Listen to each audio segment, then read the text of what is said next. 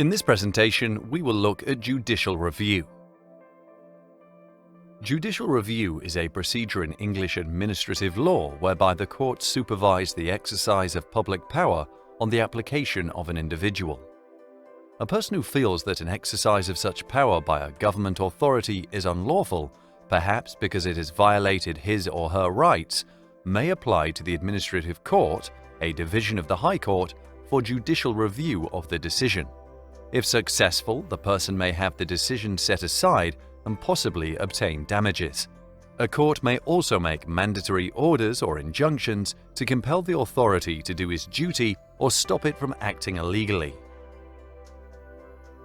Judicial review is, according to Lord Brown of Eton under Heywood, the exercise of the court's inherent power at common law to determine whether action is lawful or not. In a word, to uphold the rule of law. English constitutional theory considers that the government should be subject to the jurisdiction of ordinary common law courts.